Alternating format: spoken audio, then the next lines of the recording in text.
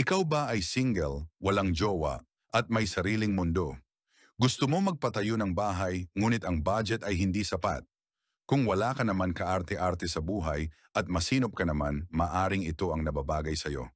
Ito ang microhome residential na may kabuuang area na metro kwadrado. Mayroon itong maliit na kusina, banyo, sala, labahan at sampayan at isang loft bed para sa single na tulad mo. Maari ka din magdala ng kasama, huwag lang ang ex mo at patulugin mo sa baba.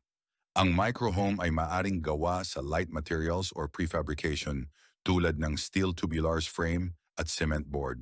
Kung masyado ka naman mitikuloso o nag-aalangan sa tibay, edi gawin mong konkreto. Kung business-minded ka naman at mukhang pera, maaari mo gawin itong microhome na isang raw house apartment o boarding house units na maaring rentahan ng mga single na gaya mo or pwede din couple para may baby time. Pwede mo din gawin itong isang Airbnb kung magpapatayo ka ng isang maliit na private resort para gawing mga cabins.